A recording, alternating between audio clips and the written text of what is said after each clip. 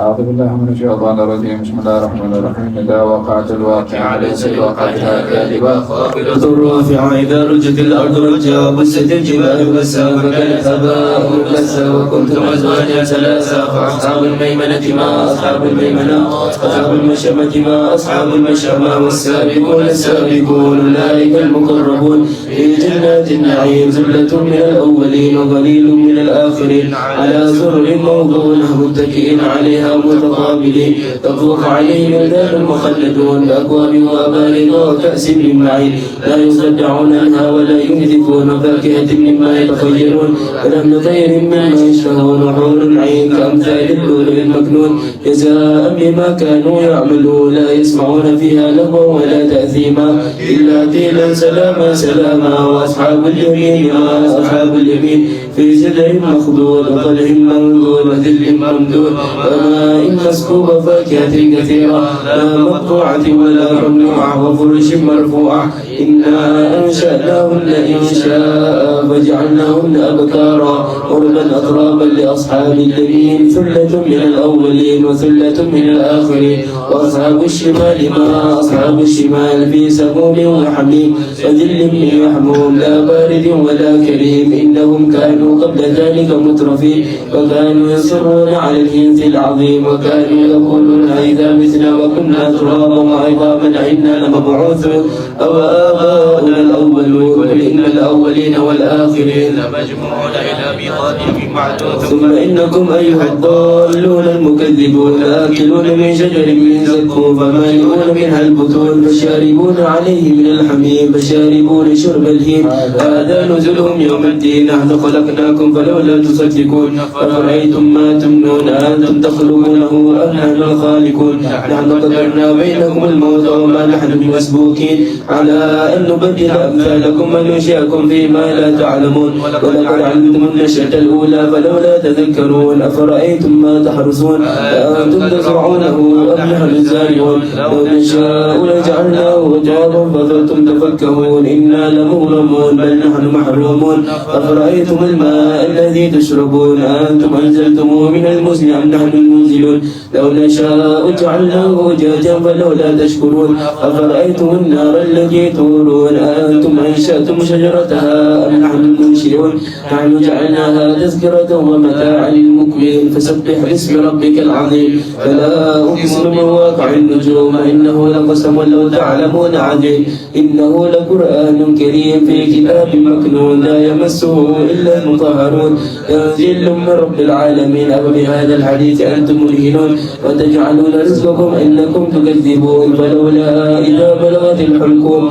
فأنتم حينئذ تنظرون ونحن أقرب إليه منكم ولكن لا تبصرون ولولا إن كنتم غير مدينين ترجعونها إن كنتم صادقين فأما إن كان من المقربين فروح وريحان وجنة نعيم وأما إن كان من أصحاب اليمين فسلام لك من أصحاب اليمين وأما إن كان من المكذبين الضالين فنزل من حميم وتسلية الجحيم إن هذا هو حق اليقين فسبح باسم ربك العظيم سبحان رب العظيم وبحمده اللهم اغفر وجوهنا باليسار ولا تهنا بالإقدار فنستغرق ظالم رزقك ونستعتب شرار خلقك ونستغفر بحمد من أعطانا وابتلى بالذنب من منعنا وأنت من ورائك كله أهل العطاء والمناء اللهم كما صنت وجوهنا عن السجود إلا لك فاثنى عن حيث إلا إليك بجودك وكرمك وفضلك يا أرحم الراحمين يا أرحم الراحمين يا أرحم الراحمين أغننا بفضلك عمن سواك وصلى الله على سيدنا محمد وعلى آله وصحبه وسلم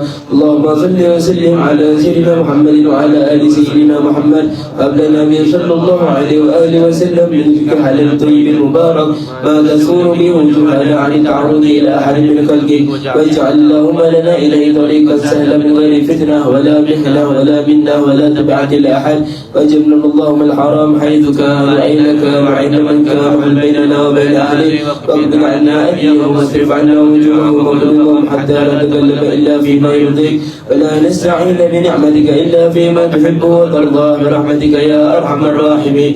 اللهم إن كان رزقنا في السماء فأنزله وإن كان في الأرض فأخرجه وإن كان معسرا فيسره وإن كان بعيدا فقربه وإن كان حراما فطهره وإن كان قليلا فقدره وإن كان معدوما فأجره وإن كان موقوفا فأجره وإن كان ذنبا فاغفره وإن كان سيئة فامحوها وإن كان خطيئة فاجاوز عنها وإن كان عثرة فأكلها وبارك لنا في جميع ذلك إنك مليك مقتدر وما تشاء إلا من يكون يا من إذا أراد شيئا يكون له كن فيكون. سبحان ربك رب العزة عما يصفون وسلام على المرسلين والحمد لله رب العالمين.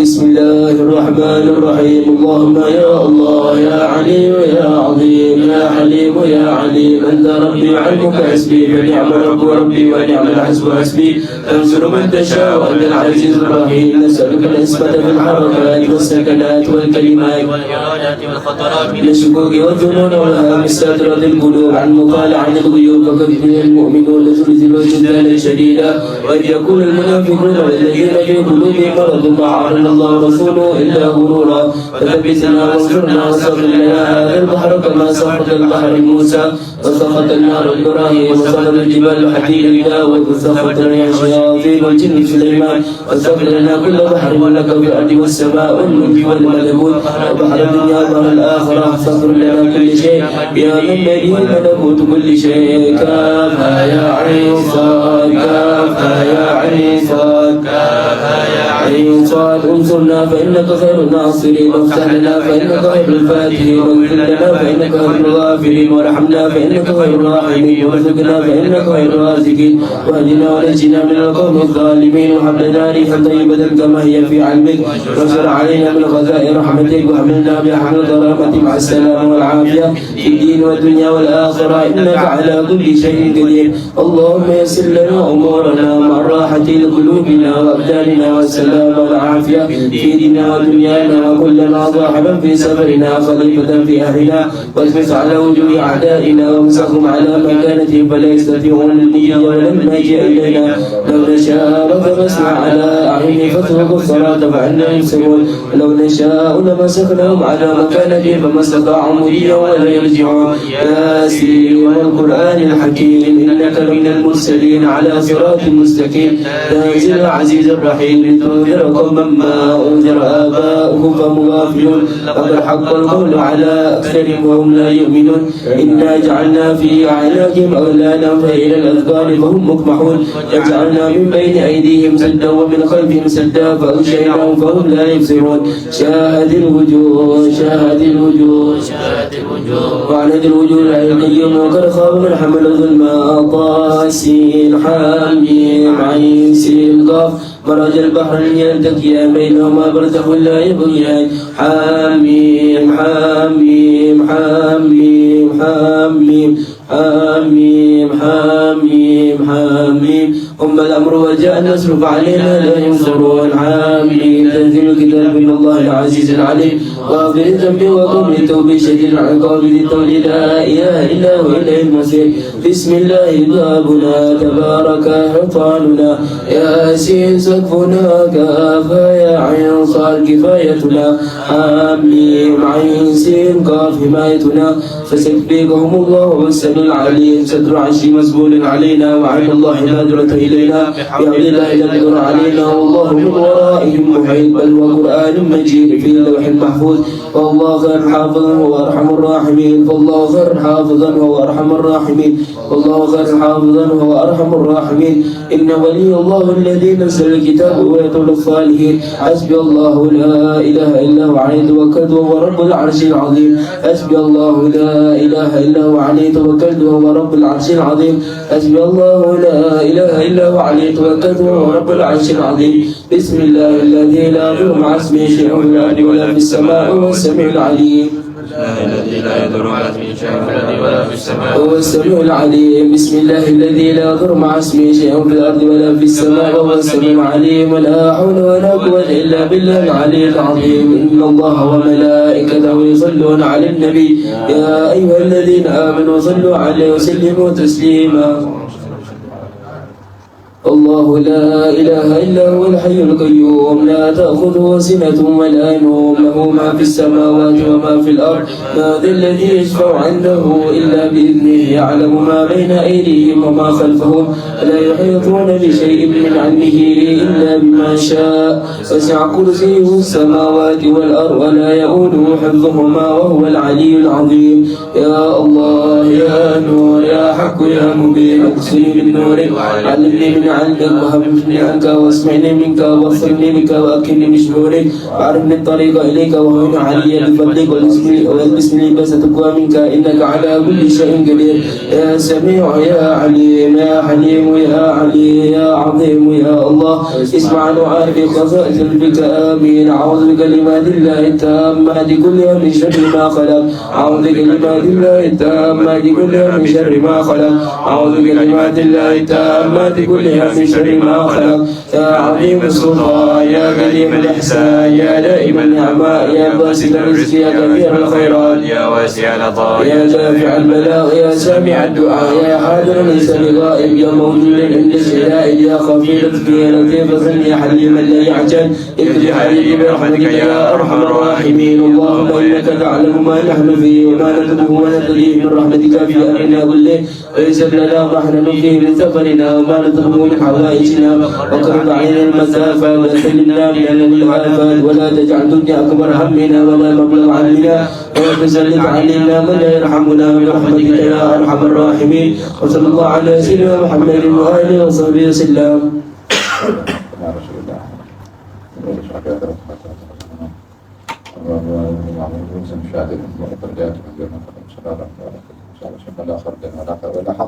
اللهم صل وسلم عليه وعلى آله وصحبه. الفاتحة.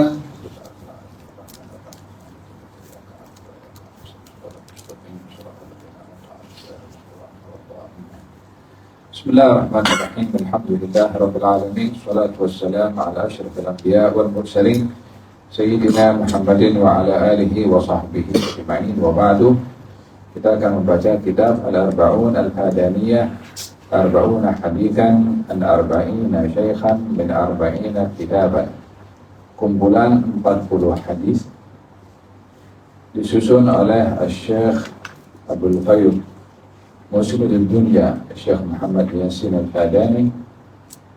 40 hadis diambil daripada 40 guru, daripada 40 kitab, maka dinamakan hadis atau buku ini Al-Arba'un Al-Hadaniyah.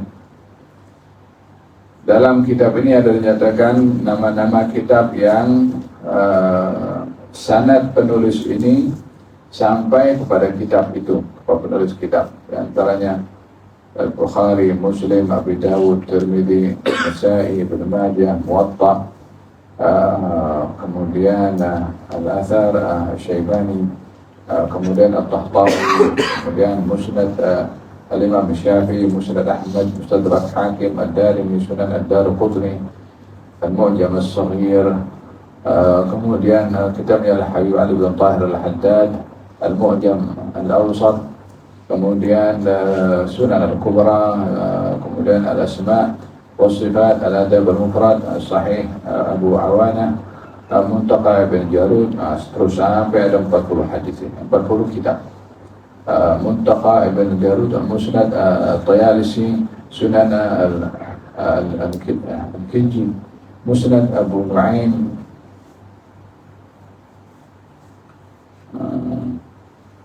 Musnad Abd bin Humaid, Musnad Al-Bazzar, Musnad Al-Humaydi, Musnad Ibn Abdul Razak, Musnad Abu Ya'la, Musnad Ibn Abu Shaybah, Musnad Al-Himmani, Musnad al-Baghawi, Musnad al-Hannad, Musnad al-Mutayyan, Mushkil al-Athar,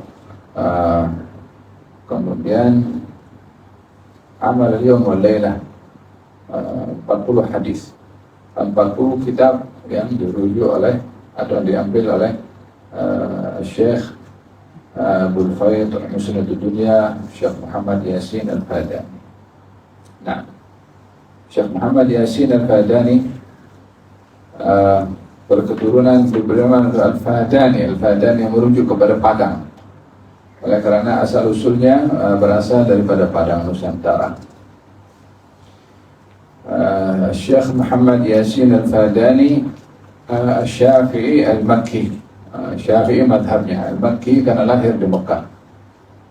Fadani asalnya Al-Makki karena lahir di Mekah dan tinggal di Mekah dan meninggal di Mekah. Digelari dengan Musnidud Dunya. Musnidud Dunya maknanya seorang yang memiliki sanad dalam hadis dan menjadi rujukan kepada ramai ulama di dunia ini, sehingga pada zamannya hampir merata ulama-ulama yang ada waktu itu mengambil ilmu ijazah sanad daripada Syekh Muhammad Yasin Al-Fadani daripada Nusantara, yang belajar kepada beliau daripada Yaman, daripada Mesir, daripada Syam. Orang Arab belajar kepada beliau. Dan tak semestinya karena bukan orang Arab tak boleh jadi pandai. Muhammad Yasin Al-Fadani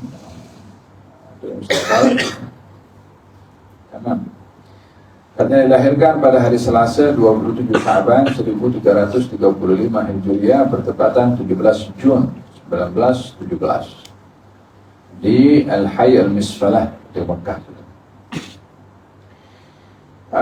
Pakar dalam berbagai macam bidang ilmu, khususnya dalam ilmu hadis, walaupun beliau juga mahir dalam ilmu fiqh, usul fiqh, ilmu lughah, tafsir dan ilmu falak, sehingga tulisan beliau itu mencecah hampir 100 karangan dalam berbagai macam bidang ilmu. Nah, beliau menjadi tumpuan kepada orang ramai. Kalau sekarang kita lihat ulama-ulama yang ada sekarang ini, hampir rata-rata mereka pernah mengambil sanad daripada Syekh Muhammad Yasin Al-Fadani, termasuk Al-Habib Umar bin Muhammad bin Salim bin Hafidh. Dan beberapa ulama, Syekh Al-Habib Muhammad bin Al-Maliki yang rahimahullah meninggal di Mekah. Salah satu gurunya adalah Syekh Muhammad Yasin Al-Fadani. Termasuk yang di Nusantara sini yang belajar kepada Syekh Muhammad Yasin Al-Fadani, Syekh almarhum Tuan Guru Haji Abdullah Al-Bu'tapa, ayahnya mufti yang sebelum ini, mufti wilayah Persekutuan Dr. Luqman Abdullah. Ayah beliau, saya pun pernah ziarah 2 kali ke Tuan Guru Haji Abdullah Al-Bu'tapa di masa beliau masih sehat waktu itu, dan kedua ketika sakit. Guru beliau adalah Syekh Muhammad Yasin Al-Fadani. Nah, kita sempat mengambil ijazah dari Syekh Abdullah, Tuan Guru Haji Abdullah Al-Bu'tapa. Kemudian Tuan Guru Haji Hashim, Tuan Guru Haji Hashim Pasir Tubuh.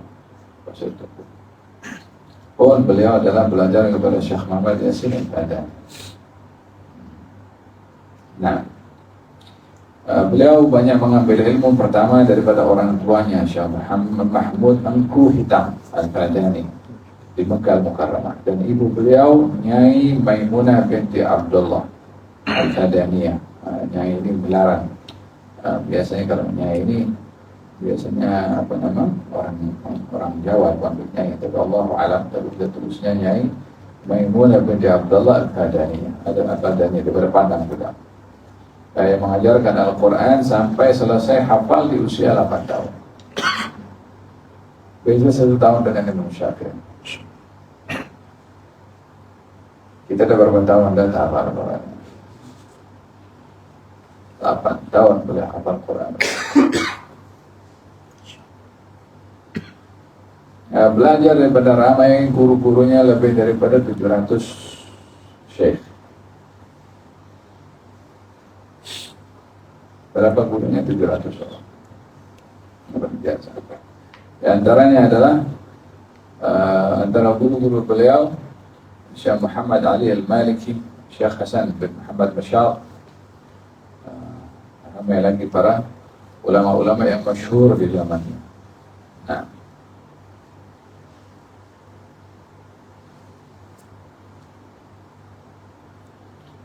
dahulunya beliau belajar di Madrasah As-Salatiyah di Mekah. Nah, madrasah yang cukup masyhur dan ramai lahir ulama daripada tempat tersebut. Digelari beliau juga sebagai Suyuti di zamannya, sebagai Imam Suyuti karena terlalu luas ilmunya. Di antara murid-murid beliau seperti Syekh Ali Jum'ah hidup, Syekh Abdullah Siddiq Al-Humari daripada Maroko yang banyak menulis kitab hadis, Syekh Muhammad Ali As-Sabuni yang tulis buku ringkasan tafsir Ibn Kathir, Syekh Muhammad bin Ali Al-Maliki, Syekh Nizam Al-Yaqubi, termasuk Syekh Nuruddin Barqul Banjar. Nah, kalau murid-murid beliau di tanah Melayu, almarhum Tuan Guru Abdullah bin Abdurrahman, Pondok Lubuk Tapak. Almarhum Tuan Guru Hashim bin Abu Bakar, Pondok Pasar Tupu. Manakala murid beliau masih hidup ialah Syekh Abdullah Ridwan di Perak. Atau masih ada sekarang-kadang? Hah? Masih ada? Di Perak? Di Ipoh? Masih ada? Kalau ada masa ke ziarah situ.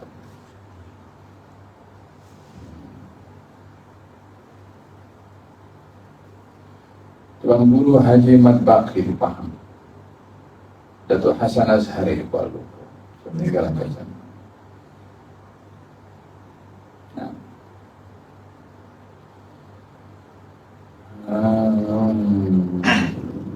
Nah, ada beberapa ringkasan tentang Syekh Muhammad Yasin Al-Fadani. Pada tahun 80 lebih kurang, Syekh Muhammad Yasin Al-Fadani menziarahi Indonesia dan juga Malaysia. Di Malaysia menziarahi ke Pulau Pinang, Pondok Penanti, Madrasah Manabi' Al-Hudud, Bukit Bertajam.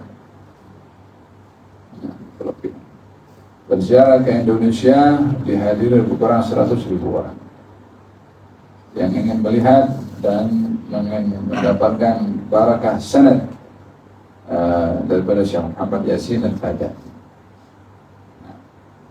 Berjaya mendirikan sekolah madrasah untuk perempuan, Ma'had lil Mu'allimat. Nah,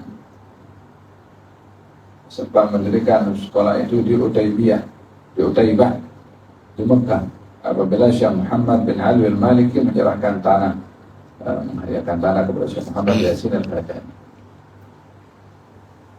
Meninggal dunia pada hari Jumat 28 Zulhijjah tahun 1410 Hijriah, bertepatan dengan 21 Julai tahun 1990 Masehi.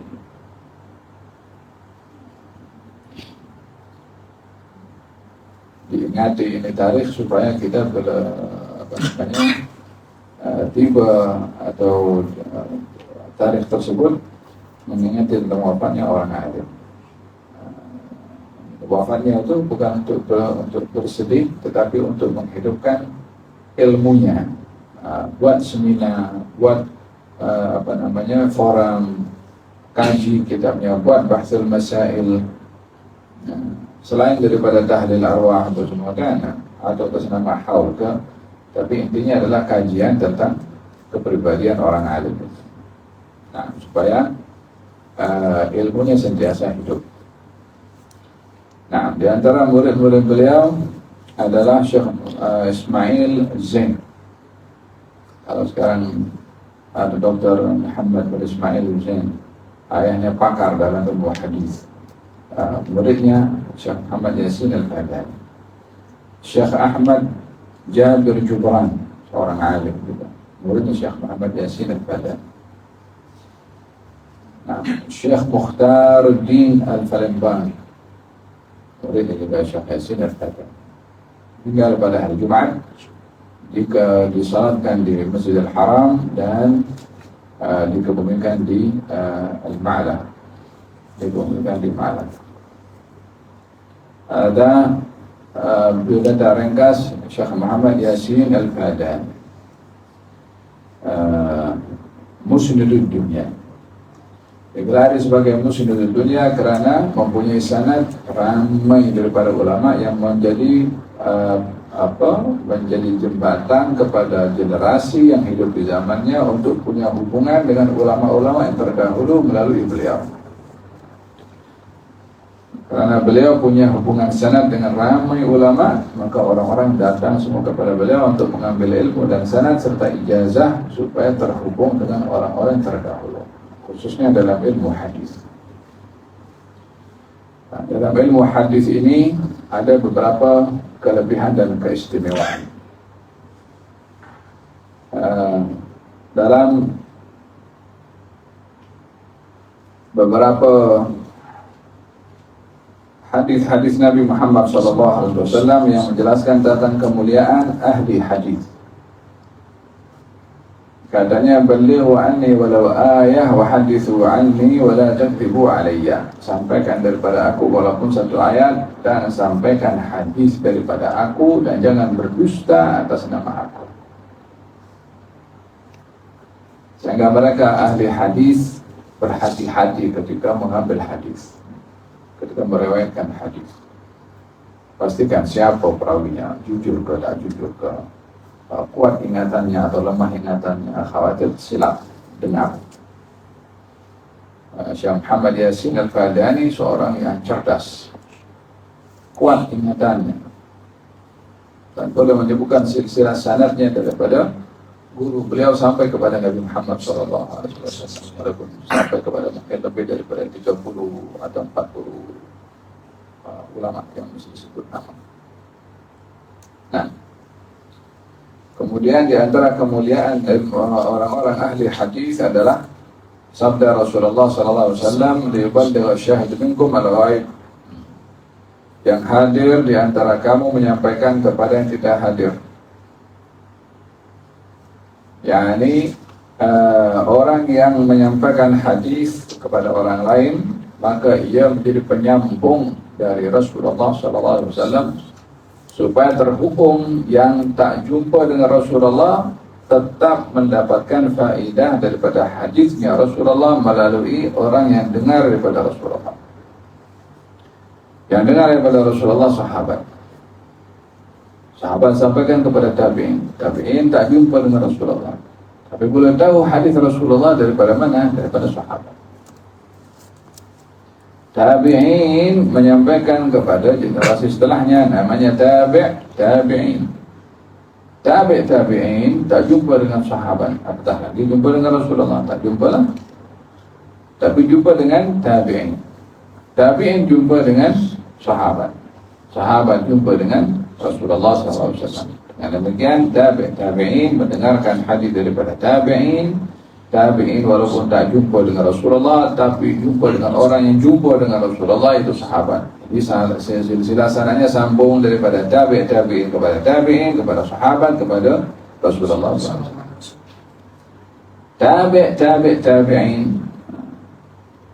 Generasi yang ketiga tak jumpa dengan tabi'in, apalagi sahabat, apatah lagi kepada Rasulullah. Sekali makin jauh, tapi jumpa dengan tabi'in. Maka diambil daripada tabi'in daripada tabi'in daripada sahabat sampai kepada Rasulullah. Sudah 4 generasi, silsilah tetap bersambung. Itu namanya sanad.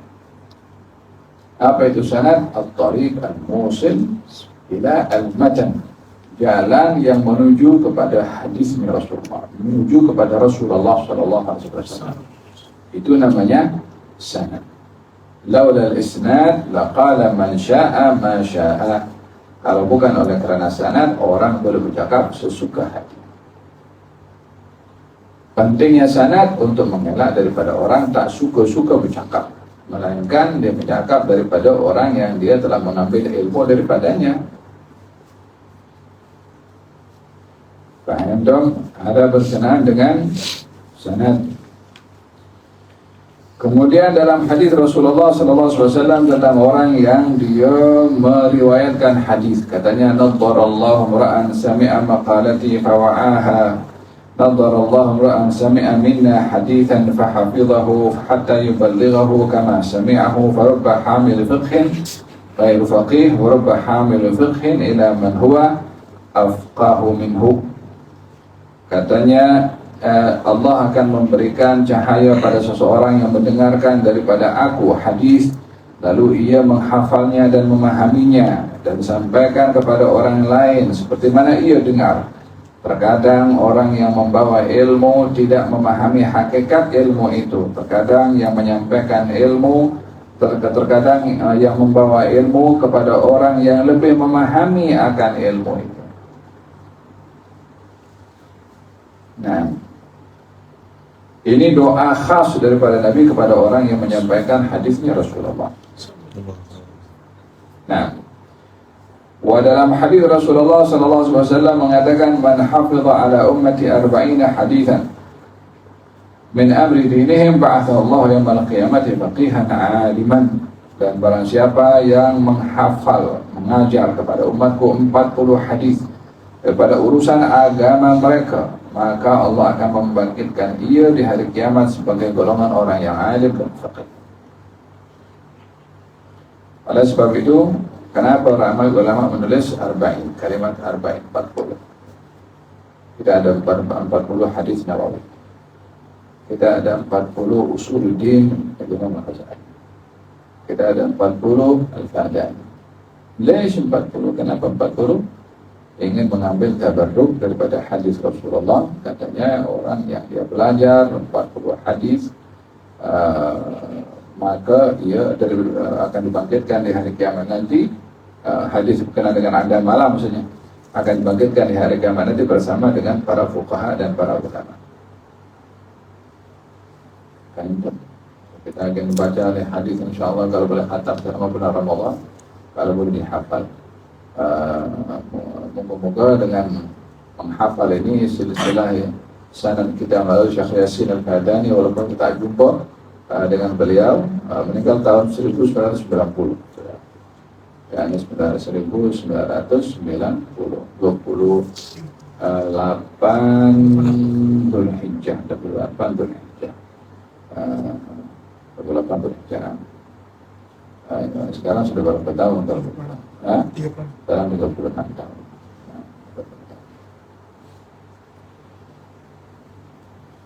Nah, terhadap berkenaan dengan mengambil sanad hadis daripada orang-orang yang memiliki hadis. Dalam hadis Rasulullah SAW, beliau mengingatkan tentang kemuliaan hadis dan orang-orang ahli hadis.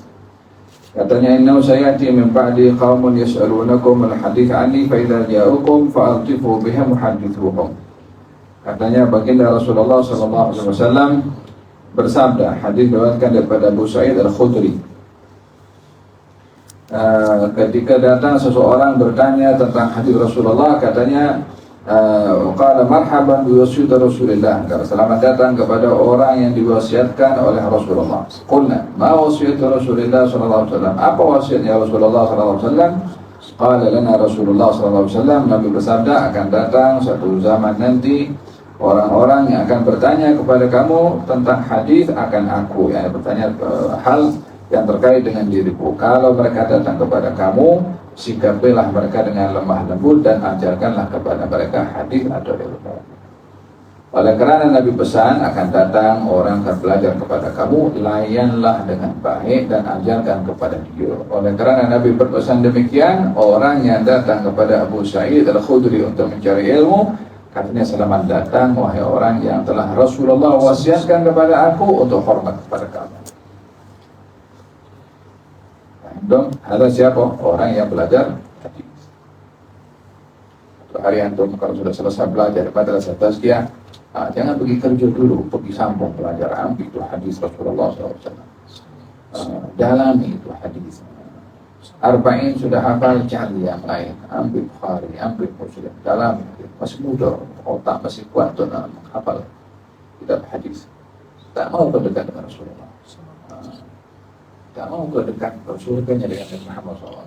Walau makamnya di bawah Rasulullah, Nabi menyampaikan hadis, kita pun sampaikan juga hadis.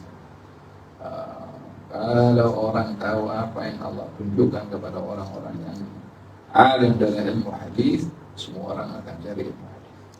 Semata-mata ingin dekat dengan Rasulullah SAW.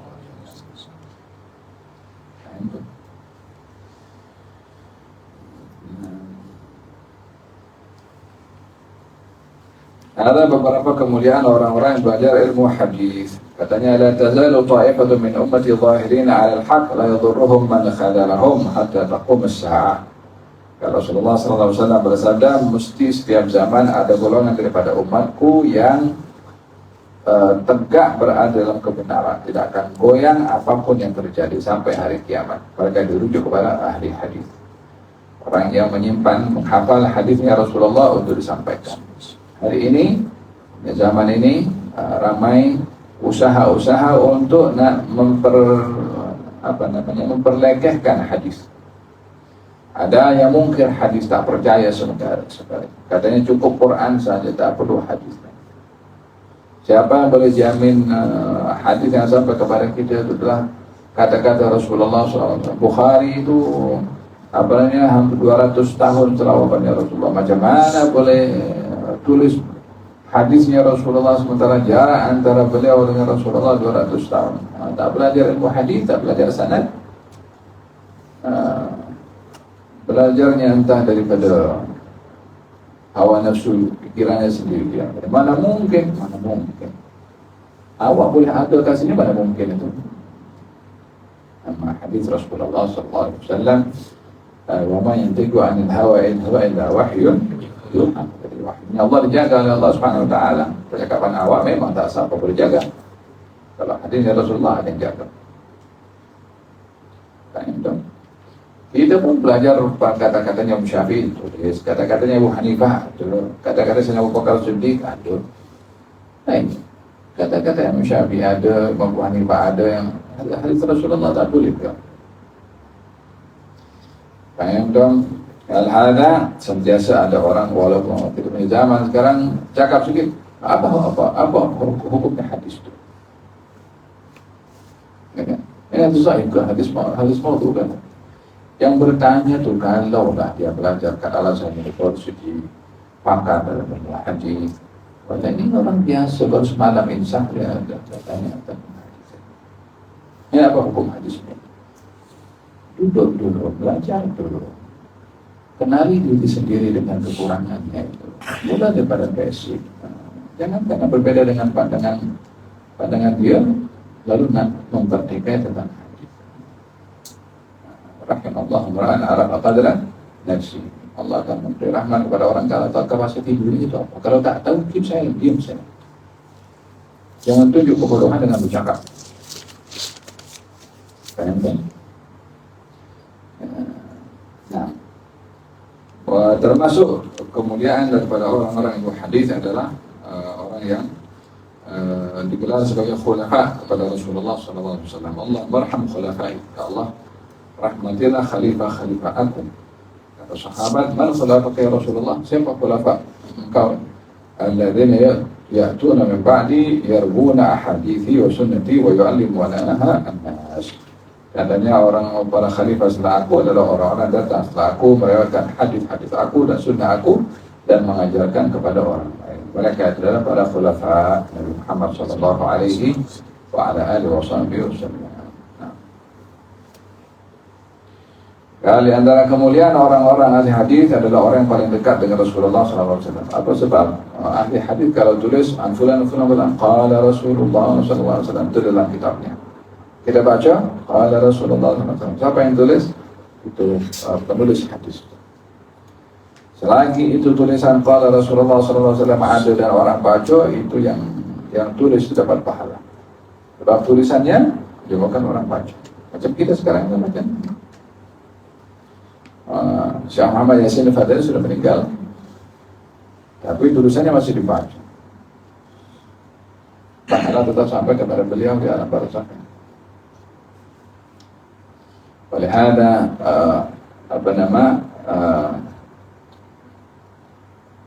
an-nasu mauta wa ahlul ilmi ahya'u. Orang boleh mati, tapi orang berilmu tetap hidup walaupun sudah meninggal dunia. Namanya ilmunya masih dikaji. Antum katakan qala inna awwalan nasi bi yaumil qiyamah aktsaruhum salatan alayya. Orang yang paling dekat dengan saya nanti di hari kiamat adalah orang yang paling banyak bersalawat kepada saya. Yani ahli hadis mereka adalah orang yang paling banyak menulis salawat kepada Nabi sallallahu alaihi wasallam. Nah.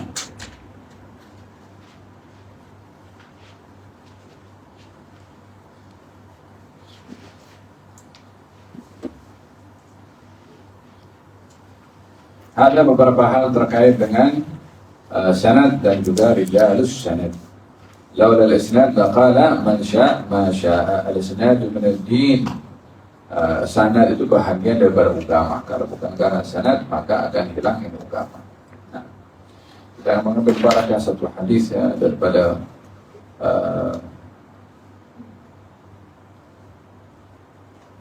hadis yang bermusalsal bil awwaliyah. نعم. قال أحمد بن علي بن حجر الأسقلاني أنه قال حدثنا عبد الرحيم بن الحسين العراقي وهو أول حديث سمعته منه.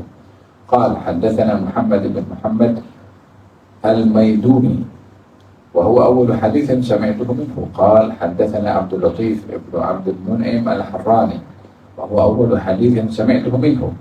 قال حدثنا الشيخ الإمام العالم جمال الدين أبو الفرج عبد الرحمن بن علي بن محمد بن الجوزي وهو أول حديث سمعته منه.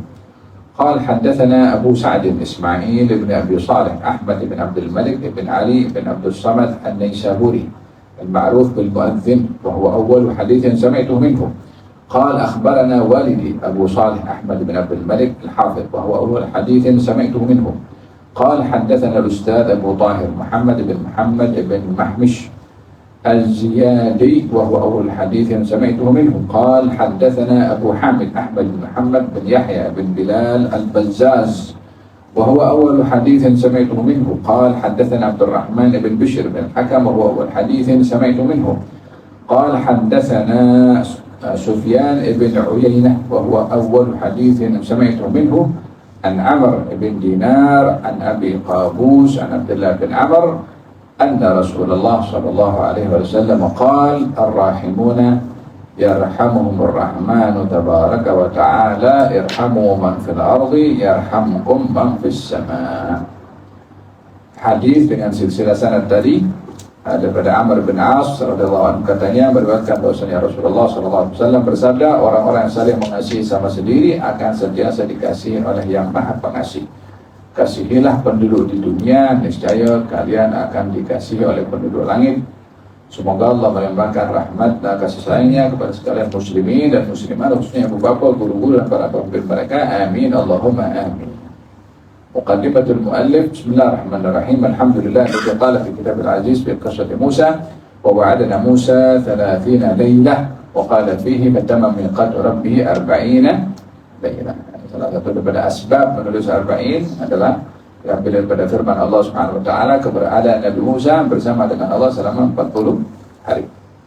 Salatu wassalamu ala sayyidina Muhammad al-qail man hafiza ala ummati 40 hadithan yantafi'una biha ba'athahu Allah yawmal qiyamati faqihan aliman wa ala alihi at-tayyibin at-tahirin wa ala ashabi alladhina qala fihim ashabika an-nujum bi ayyihim iqtadaytum ihtadaytum. Amma ba'du فيقول خويلم العلم والطلبة أبو الفيض محمد ياسين بن محمد عيسى الفاداني المكي إن جماعة كثيرين من أئمة الحديث وعلمائهم جمعوا 40 حديثا في كتاب، وكان أولهم الإمام الزاهد عبد الله بن المبارك المروزي صاحب كتاب الزهد، وتفننوا في هذا الجمع، وزاد بعضهم فيها على الكتاب الواحد، فجمع الحافظ أبو القاسم علي بن حسين بن عساكر عدة 40.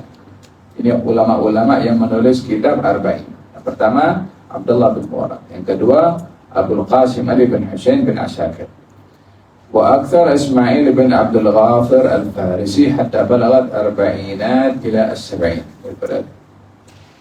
هذا ولما أهل إلى تدريس كتاب 40 في مباني الإسلام وقواعد بالباقي 40 حق النووية وقواعد الأحكام للإمام النووي بدرس دار العلوم الدينية بمكة المكرمة، أشار إلي جمع من إخواني طلبة علم الحديث في جمع 40 حديثا اقتداء بالأئمة الماضين والعلماء السابقين، فاستخرت الله واقتفيت أثرهم سالكا طريقتهم لما روي أن من تشبه بقوم فهو منهم، ولما قيل أيضا فتشبهوا إن لم تكونوا مثلهم إن التشبه بالكرام فلا. Yani saya dicadangkan oleh anak murid saya untuk menulis kitab 40. Seperti mana ulama-ulama terdahulu pun menulis kitab bertajuk 40 hadis, 40 usuluddin. Maka ketika dijarangkan demikian untuk meniru perbuatan ulama-ulama Islam, maka saya beristikharah. Bukan tulis buku untuk berniaga, bukan tulis buku untuk jual dapat untung, bukan tulis buku profitnya berapa punya. Pikir dulu, istikharah dulu. Nah, dapatkan berkah dalam penulisan itu. Dan itu mereka tak kenal untuk nak jual ilmu untuk dapatkan keuntungan ke dunia. Nah, itu ikhlas, tanggung jawab dengan ilmu yang disampaikan. Istikharah dulu. Selepas baru istikharah dibuat. Zaman sekarang yang penting cetak dulu, sekali dua, kasih banyak cetak. Salah tak salah tak kisah, penting duit dapat. Tujuannya hanya mentor-mentorkan ke dunia. Karena itu orang dulu menyebarkan ilmu, oleh ada ilmunya barakah. Ilmunya orang dulu barakah. والله أسأل أن يوفقني في إنجاز 40 حسب إشاراتهم ويتم النفع بها لي ولهم إنه خير مسؤول آمين آمين آمين. Kurang itu mukadimah yang disampaikan oleh Syekh Muhammad Yasin Al-Fadani.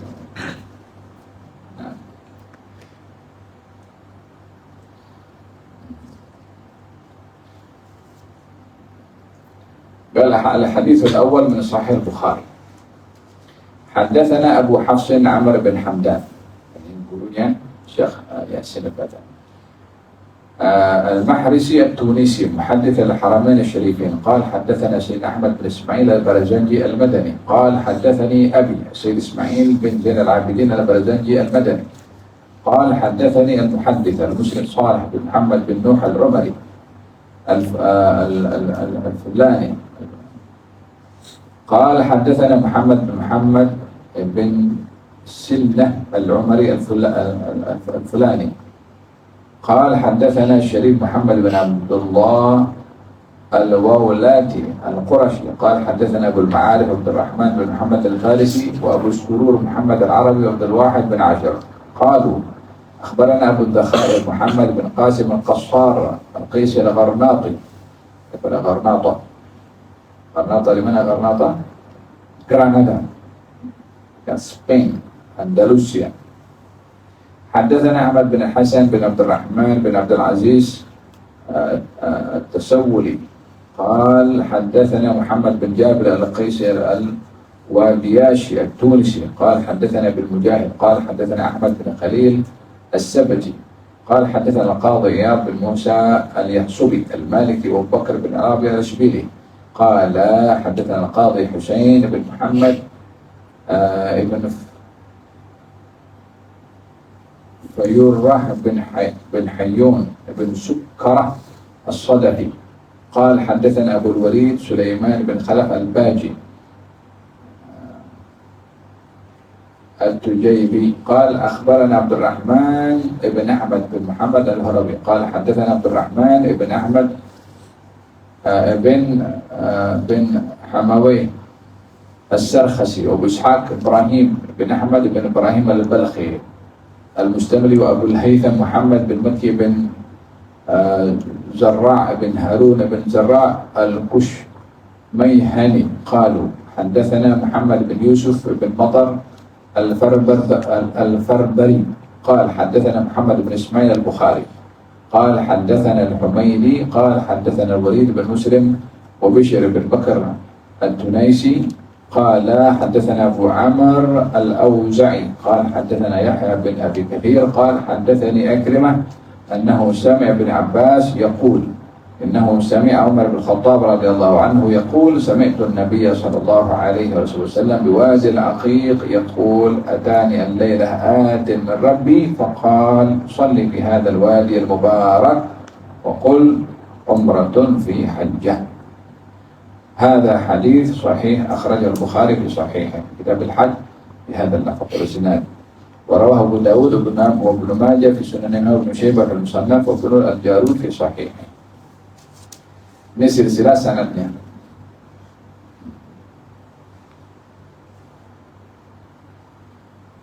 Nah, kepada bagian kepada Imam Al-Bukhari, Muhammad bin Ibrahim, Muhammad bin Ismail bin Ibrahim bin Mughirah bin Bardis bin Al-Bukhari. Nah, Imam Al-Bukhari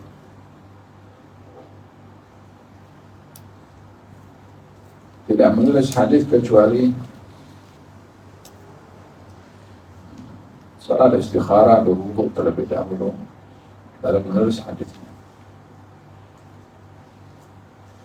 Nah, terjemahan daripada hadis ini saya akan bahaskan pada hari esok insyaallah latar belakang Imam Bukhari dan juga maksud secara general atau perincian daripada hadis di mana baginda Rasulullah SAW didatangi oleh Jibril atau didatangi dalam mimpi dan mimpi Nabi itu adalah wahyu. Katanya salatlah kamu di tempat ini, ya, di lembah ini namanya Wadi Al-Aqiq. Wadi Al-Aqiq, Al-Aqiq maknanya yang memisahkan antara satu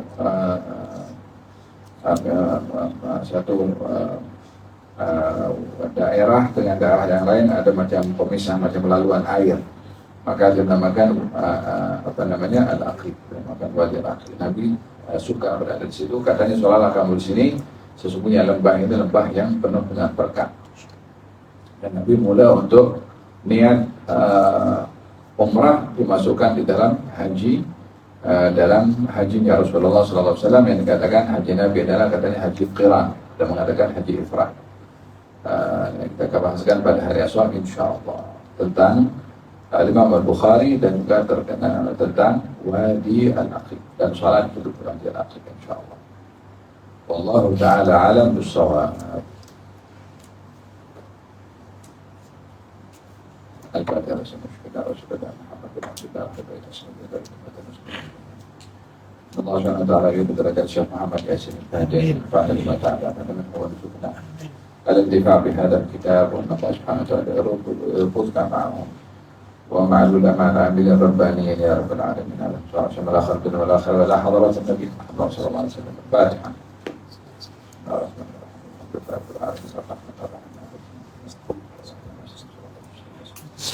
صراط الذين أنعمت عليهم غير المغضوب عليهم ولا الضالين. اللهم صل وسلم على الحمد لله رب العالمين. ربنا انفعنا بما علمتنا رب علمنا الذي ينفعنا رب فكهنا وفكه أهلنا وقرابات لنا في ديننا مع الكتر أنثى وذكر رب وفقنا ووفقهم لما ترتضي قولا وفعلا كرما وارزق كل حلال دائما فأخلاءتك يا علماء نظل الخير ونكفى كل شر ربنا وسهل لنا كل الشؤون وأقر بالرضا منك العيون واقض عنا ربنا كل الديون قبل أن تأتينا رسل المنون اغفر سر أنت أكرم من ستار وصلاة الله تعشى المصطفى من إلى الحق دعانا والوفاء بكتاب فيه للناس شفاء وعلى الآل الكرام شرفا وعلى صاحب المصابيح الغرى اللهم اهدنا بهدى واجعلنا ممن يسارع في رضا ولا تولنا ولي سواه ولا تجعلنا ممن خالف أمرك وعصاك وحسبنا الله ونعم الوكيل ولا حول ولا قوة إلا بالله العلي العظيم يا ربنا اعترفنا بأننا اقترفنا وأننا أسرفنا على لظى أشرفنا فتب علينا توبة تغسل لكل حوبة واستر لنا العورات وآمن الروعات واغفر لوالدينا ربي ومولودينا والآل والإخوان وسائر الخلان وكل ذي محبة أو جواد أو صحبة والمسلمين أجمع آمين يا ربي اسمع فضلا وجودا منا لا باكتساب منا بالمصطفى الرسول نحظى بكل سهل بالمصطفى الرسول نحظى بكل سهل بالمصطفى الرسول نحظى بكل سهل صلى وسلم ربي عليه عد الحب وآله وصحبه عدد رش الصحب والحمد لله في البر والتناهي حمدا كثيرا دائم محبة النساء سبحان ربك رب العزة عما يصفون وسلام على المرسلين والحمد لله رب العالمين في كل لحظة أبدا عدد خلقه ورضا نفسه ذكرت عرشه ومن آل كلماته تقبل الله منكم.